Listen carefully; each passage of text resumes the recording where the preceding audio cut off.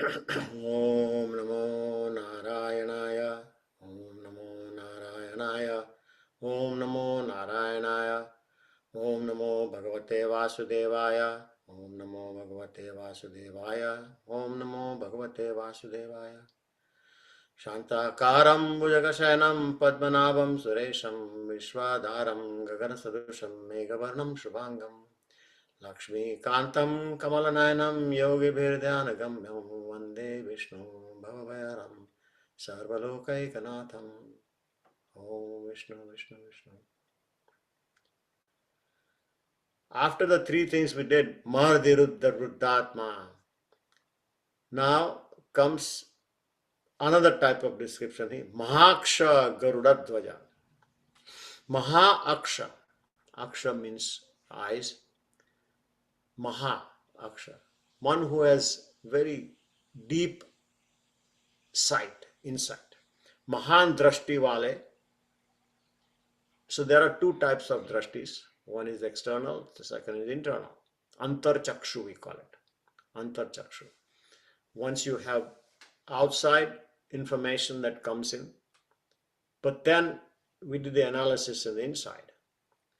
And what we see inside. Now, there are different types of analysis what we see.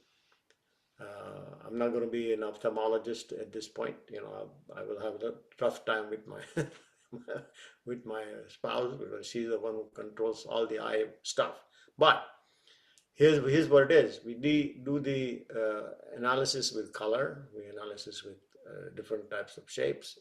Everything, all the information that we get, that gets analyzed. How much is light? Is it dark? All this information, physical information comes in. Moving, not moving.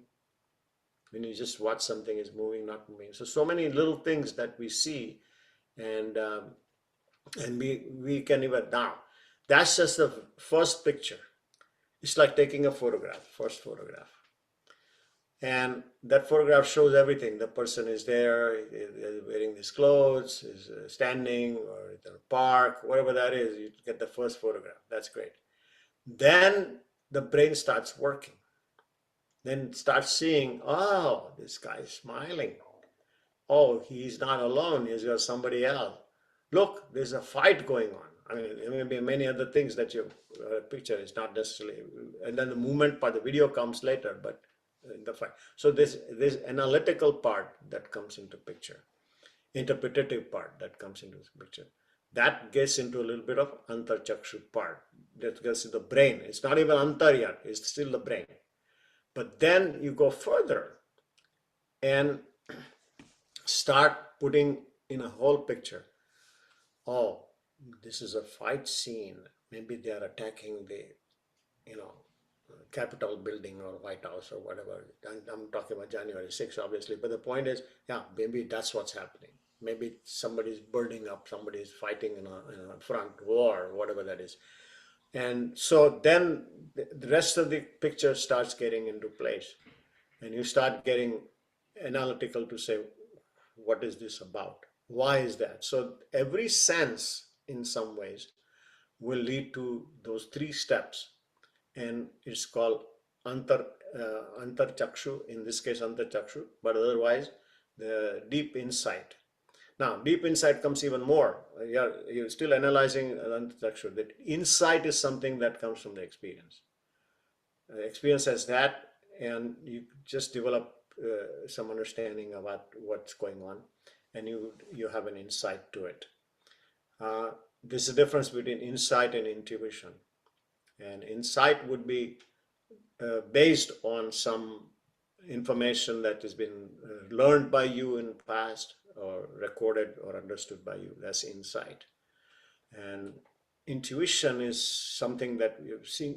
You see, it's almost like you're seeing something, but you're not seeing something. The physical part is missing, but the surrounding composition of what the happening, say fire burning, whatever, that part is taken in by vibrations, and then your conclusion comes. That comes the intuition. Intuition does not necessarily need any of the physical ability to use the senses. So Mahaksha He's got so many deep understanding about how Vishnu can lead us into Mahaksha area. But we can all develop that. But he's the one, Sarvagna or Mahadrashti Wale. Garuda Dhwaja. This is a very powerful one. Started wondering about Garuda. What was the reason why the Garuda got the symbol there? Well, I'm very proud to say, well, of course, USA, we have the eagle there. So we're proud to say Garuda Dhwaja. So we also duplicate Vishnu Bhagwan there. But there are, Garuda represents a lot of things. First of all, it's the king of the birds, they say. It's the king of the birds almost. And it flies very high. We'll talk about high flying in a minute, but it's got cosmic speed. The reason why this was that it selected that Garuda was because it's got cosmic speed. In Garuda Vahan, they used to call it Garuda Vahan because it's got so much speed. It's got excellent eyesight, excellent speed from in the range of movement from high level to surface of the earth is extremely fast. And the recording that happens, the praise down there or something, they're just going around all the way, and all of a sudden the dive happens.